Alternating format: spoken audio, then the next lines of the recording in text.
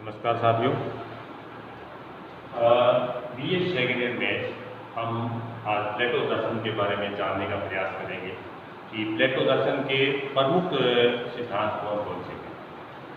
तो सबसे पहले हम प्लेटो दर्शन के ज्ञान सिद्धांत के बारे में जानने का प्रयास करेंगे कि प्लेटो का ज्ञान सिद्धांत क्या है। हमने सबसे पहले सोफिस्ट के बारे में देखा। उन्होंने कहा कि कोई भी ऐसा सर्वमान्य सिद्धांत नहीं है, कोई भी ऐसा सामान्य सिद्धांत नहीं है जो सारे व्यक्ति स्वीकार करते हैं। बुद्धि में और हमारे इनके प्रत्यक्ष में दोनों में यह शक्ति नहीं है कि हम कोई सामान्य या सार्वभौम सिद्धांत का निगमित कर सकें या सिद्धांत बना सकें। ये सोफिस्टों ने कहा। सोफिस्ट के बाद उगात आए। उगात ने कहा कि सार्वभौम ज्ञान की प्राप्ति संभव है, सार्वभौम सिद्धांत या सामान्य सिद्धांत की प्राप्ति जो है वो संभव है। इस सामान्य सिद्धांत को हम बुद्धि के द्वारा प्राप्त कर सकते हैं। और प्रत्यात्मक ज्ञान जो है, वस्तुगत ज्ञान नहीं, केवल प्रत्यात्मक ज्ञान जो है वो वास्तविक ज्ञान है। प्रत्यों पर आम सहमति बनाई जा सकती है। प्रत्यों का जो ज्ञान है वो सार्वभौम ज्ञान या सामान्य ज्ञान की श्रेणी में हम ला सकते हैं। सुकरात के बाद प्लेटो है। उसने सबसे पहले मत जो है, सोफिस्टों का सिद्धांत था कि ज्ञान मत है, उसका इन्होंने खंडन किया। ज्ञान मत है, इसका खंडन। कोई भी पाश्चात्य दर्शन शास्त्र में कोई भी जब अपना सिद्धांत देता है तो सबसे पहले वो सामने वाले, उससे पहले जो वो दार्शनिक आए उनके सिद्धांतों का वो खंडन करता है, उसके बाद उनका मंडन करता है।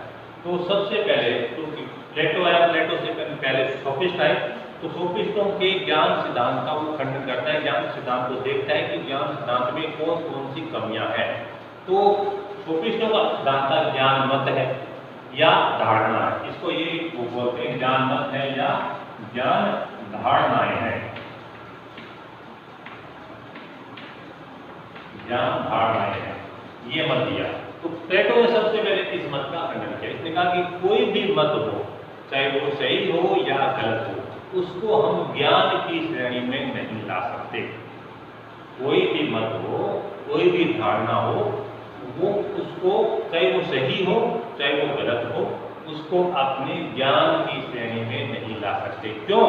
क्योंकि ये मत या ये जो धारणाएं जो है ये हमारे विश्वास पर आधारित होते हैं, ये हमारे भावनाओं पर आधारित होते हैं। अतः भावनाओं या विश्वास पर आधारित कोई भी जो चीज है उसको हम ज्ञान की कोटि में नहीं ला सकते। सही तो है, विश्वास आप मानते हो ये सही है, धारणाएं आप मानते हो ये सही है, भावनाएं जो आपकी वो भी सही हो सकती है, लेकिन विश्वास पर आधारित कोई भी चीज है और भावनाओं पर आधारित कोई भी चीज है उसको अपने ज्ञान की कोटि में नहीं ला सकते। तो ज्ञान क्या है? ज्ञान तो वो होगा जो बुद्धि आश्रित होगा। हम केवल उसी चीज को ज्ञान की श्रेणी में ला सकते हैं जो कि बुद्धि आश्रित होगा, जो बुद्धि पर आधारित होगा। और बुद्धि पर आश्रित होने के कारण ज्ञान जो होगा वो सकारण होगा। ज्ञान सकारण होगा और जो सकारण ज्ञान है केवल उसका ही मूल्य है। विश्वास और भावनाओं पर आधारित ज्ञान का कोई मूल्य नहीं है, केवल बुद्धि पर आधारित ज्ञान जो है उसका ही मूल्य है, क्योंकि ये ज्ञान जो है ये सकारण है। अब इसके बाद में इसने ज्ञान को 4 कोटियों में बांटा। सबसे पहला जो ज्ञान था वो था विश्वास, यानी ज्ञान की वह अभिव्यक्ति जिसकी जो दो इंद्रियों के माध्यम से अभिव्यक्त हो उसे इसने विश्वास की श्रेणी में लाया। इंद्रिय जगत की सारी वस्तुएं, मकान, कुर्सी, टेबल, ये सारी वस्तुएं जो है ये विश्वास के अंतर्गत आती है। दूसरा स्तर जो है इसमें ये है कल्पना, यानी वह ज्ञान जिसकी अभिव्यक्ति जो है वो कल्पना में, स्वप्न में, प्रतिबिंब में होती है, जो विश्वास से भी निम्न स्तर का ज्ञान है, जो विश्वास से भी निम्न स्तर का ज्ञान है। ऐसा ज्ञान जो केवल कल्पित ज्ञान हो, जिसका कोई आधार नहीं हो, स्वप्न का ज्ञान जैसे है, प्रतिबिंब का जो ज्ञान है, वो सारा ज्ञान कल्पना जनित ज्ञान है। तो कल्पना और विश्वास, इन दोनों में यदि आपने माने भी कौन सा ज्ञान श्रेष्ठ है, तो विश्वास जनित ज्ञान जो है ये अधिक श्रेष्ठ है। क्यों? क्योंकि विश्वास जनित जो ज्ञान है उसमें इंद्रिय जगत की सारी वस्तुएं आती है। तो इन दोनों ज्ञान को सम्मिलित रूप से प्लेटो ने मत की संज्ञा दी है। मत मतलब इसको अपनी भाषा में वो डोक्सा कहता है। डोक्सा यानी विश्वास और कल्पना जनित ज्ञान है, इन दोनों के सम्मिलित रूप को वो डोक्सा कहता है, मत कहता है। और वो ये भी कहता है कि विश्वास और कल्पना, ये जो मत जो है, इसका संबंध इंद्रिय ग्राह्य विश्व से है। इसका संबंध इंद्रिय ग्राह्य विश्व से है।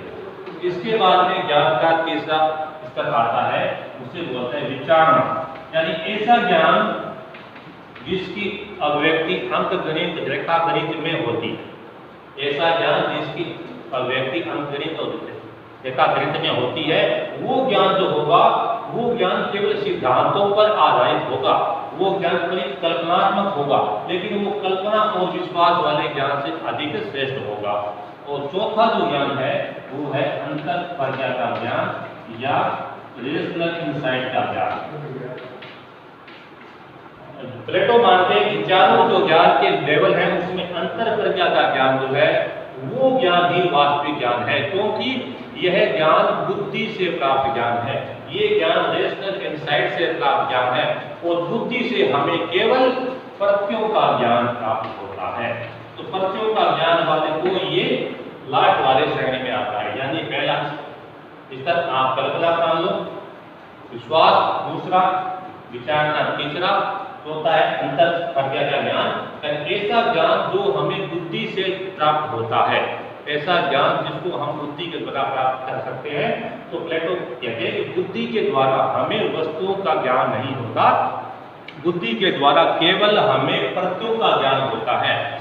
अतः प्रत्यात्मक ज्ञान ही वास्तविक ज्ञान है। हमारे ज्ञान के विषय जो है वो वस्तु नहीं है, हमारे ज्ञान के विषय प्रत्यय है। क्योंकि वस्तुएं क्यों नहीं है? क्योंकि वस्तुएं क्षणिक है, वस्तुएं दिन प्रतिदिन बदलती रहती है। लेकिन प्रत्ययों का जो ज्ञान होगा वो स्थायी होगा, और इस प्रत्ययों के ज्ञान को केवल हम अपनी बुद्धि के द्वारा और अपने रेशनल इनसाइट के द्वारा प्राप्त कर सकते हैं। इस प्रकार प्लेटो ने ये ज्ञान के 4 स्तर बताए हैं। धन्यवाद।